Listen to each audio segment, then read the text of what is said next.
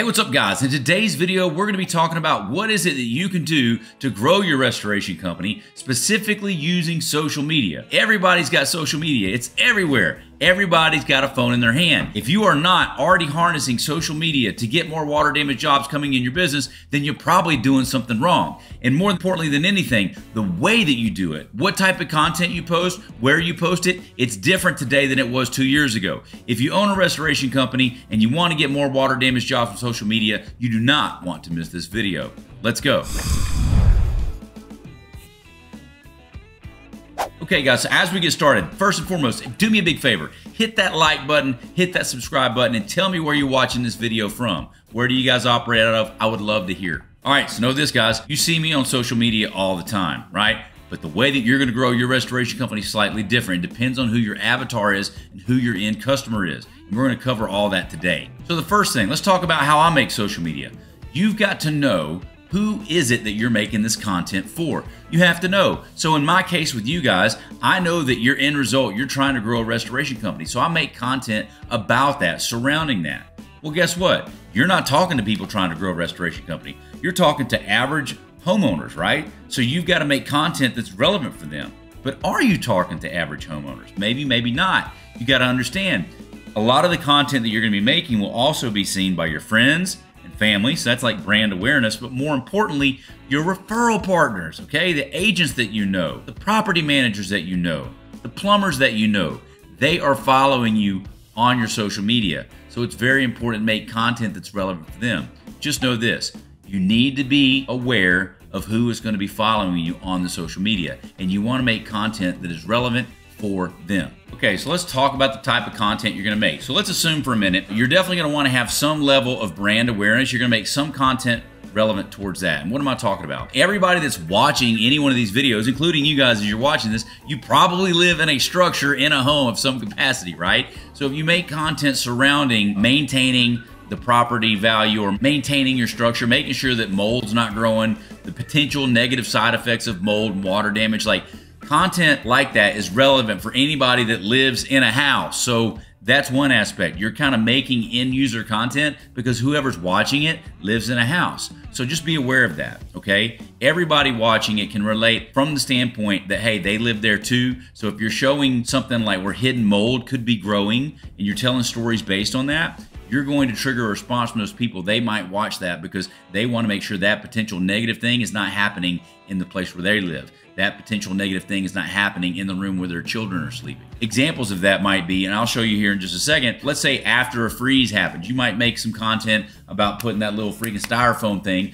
over the outside of the spigot outside, okay? Anybody that lives in a house is going to be thinking about that. That's good content to make, okay? Especially when it's about to freeze. If you've got heavy rains or something that's coming in, making content about local weather conditions and how they can protect their home, that is a good example of good content to make because it's relevant for your referral partners because they also live in a house. If your referral partner is an insurance agent, the insurance agent's clients, it's relevant for them because they live in houses, and it's relevant for the agent personally because they too live in a house. Does that make sense? So anything related to an actual home where you're telling good stories, that's good types of content to make. Now let's take a look at an example of a post or something that's relevant about a house. So this is actually a reel, and this is an example. This is a burst pipe, a spigot in my own house, and you can see it got over 2,000 views. Okay, and reels are really good. We'll talk about the different types of content in a minute and how to do this stuff. But like this, let's just watch this. Oh yeah. And you can see, look at all that water. That's a bit of a problem. That's been going on in my house for, I don't know, probably a couple hours. So guys, as you can see there, it's important because people don't realize and understand how much water flows out of a pipe. And this is where I went in there and I walked in one day and we were doing some work or whatever and out back. I think we were putting in our swimming pool. And I walked in the kitchen, I heard this weird noise. My wife was like, oh, the guys outside are just doing some stuff. And I was like, no, that's a different sound. That's not a normal sound. So I went and suited up and I went in my crawl space and I documented it with a Facebook Live and then I turned it into a reel here, okay? Here's what I'm wanting you to know. That's a good example of a story that people, like You can see the 2,000 views on that because they all live in a house and they find that intriguing. They find that impressive that much water can actually be coming out of a pipe like that. And then they're going to be wondering, could that be going on in my house? That's examples of types of content inside of a crawl space, anything like that. It's really good because everybody's got these thoughts, these concerns. Maybe it's a fear or whatever. If you make content based on that and the call to action is like, hey, if you got this question, give me a call or go to mywebsite.com or drop a comment on this video, that is good, relevant content, okay? And that's a good call to action. Again, it's just a video about me and my own house, and it's relevant because it's about the house I live in, and everybody that watches it, it's gonna be relevant because they also live in a house, okay? So end user related content about a house or pipe break or something like that. All right, so here's another one. This is another guy. He had the same thing. This is one I just saw in his story today. Another good example. So you see this stuff, like they wonder about that. Now the difference is, his is pretty short, right? But like, he may not be big on like going through and explaining what's going on. But I would tell you, like, it's always good to start with that and then to go back and tell them more about whatever it is that you might see, right? Tell the underlying story behind that, okay? Not just a leak, but hey, my name is Shane. We got caught up with these people. They had this hairline leak, and this is all the stuff that was going on. Like, that is brand awareness. I will tell you this, guys. As much as you get tired of telling everybody what it is that you do, how much do y'all see me on social media? How much? You see me all the time. All the time. I put so much content out, half the people think I spam everything they do, okay? But every single day, there's brand new people saying, I just found you. Never heard of you. Guys, whatever you think you need to put out content-wise, multiply that times 10. That's probably what you need to be putting out. You'll be surprised how many people do not know what it is you do. I'm gonna tell you this too. Here's another good one. We use pay-per-call services to get water damage jobs coming into our business, okay? And we use Google Ads, AdWords. I can tell you there were at least 4 or 5 cases per year where someone that lived in my neighborhood, just down the road from me, we got called out. They came through a pay-per-call site or through our internet or through some type of ad, okay? And I had to pay $200, $500 for a call to get that person's business, okay? Because they didn't know who I was or what I did. And they lived right down the road from me. Do you understand that? And I know that you guys may not want to mix business with your social media. Well, guess what? Too bad, baby. Like, you need to be putting all that content out there. In case you guys don't know, or if you haven't already noticed, like how much I put out underneath my personal page, like all of this stuff, this is all done on my personal page. You see that? That's all done on my personal page, and it should be done for yours too, okay? Facebook is going to reward, and you should have a company page too, okay? But I'm telling you, they want to do business with people, not a brand. They want to do business with people. They need to know what you do. You got to keep in mind, in the scenario that I was telling you about, okay? These are people that lived right down the road from me. They didn't live down the road from the business. They lived down the road from the business owner. And the reason why they didn't call me directly because they didn't know that I own that business. Everybody needs to know what you do. Everybody needs to know what you do. Do you understand? There ain't no doubt about it because you're always doing it. That's what I'm saying, okay? And that is branding. That is branding. And I can just tell you this, there are so many people that need your assistance right now and they simply don't know what you do. This is a good way to fix that, okay? And it's not all about you. You're putting out content, telling stories about something that's going on, relevant, okay? And hey, this is happening to this lady, and if you're worried about it happening to you, give me a call at this number, okay? That is good types of content to put out there. And another good thing, I'll tell you this, it's not only that type of content. I put this out there. Here's some funny stuff. You want to watch me hit the deck? Watch this. Ice storm, guys.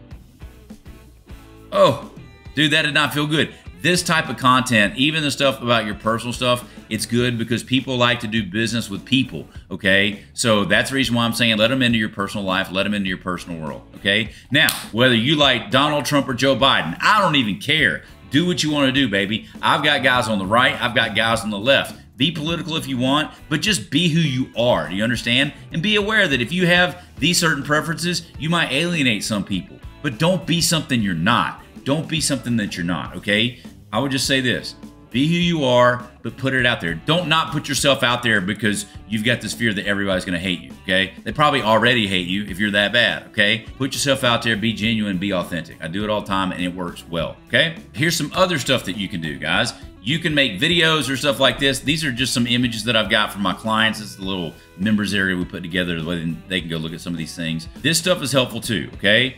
And so like if you're ever in a home or something and you're on site and you take a picture or do a Facebook Live, like Hey guys, we're out here at Main Street for Miss Jones, and I want you to look at this stuff. Look at the freaking mold that was growing underneath this thing. Guys, if you ever smell mold and you can't see it, there's probably a reason why. This is what was going on. It looked dry to the touch, and then that's where I would take a picture of the before and a picture of the after, guys, because a lot of times the people don't know. This is something we use with our clients, something we use to sell to our customers, these images, because I'm letting you know right now, most people think that it takes freaking 80 gallons of water for an insurance claim, right? Let me see if I've got a good image. This is what most people think. That's what it is right there. Most people think insurance claim, they're thinking that right there. How many jobs do you go out on that look like that? Never. You never go out on jobs like that. You don't. You very rarely see those.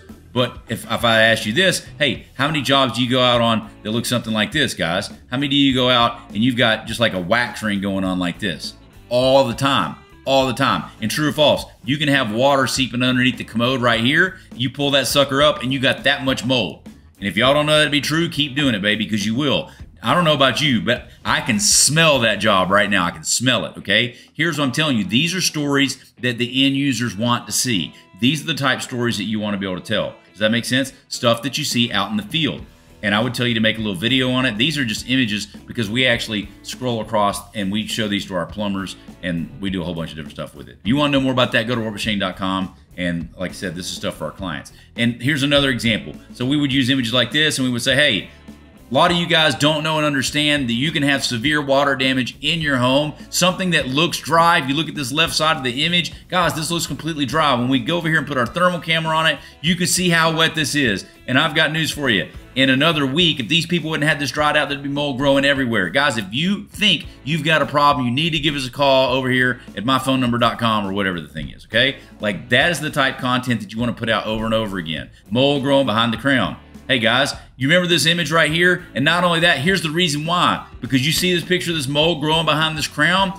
That's what'll be happening. If you ever smell mold and you can't see it, there's probably a reason why. You could have had a small leak like this over here and you didn't get it mitigated properly. And the next thing you know, you smell mold and you can't see it, and that's because you got a freaking colony of mold growing behind your baseboard or behind your crown molding. Guys, if you think you've got something like that, give us a call or our phone number. We'll take care of it. You're beating home the idea, if you're not sure, just call us. If you're not sure, just call us.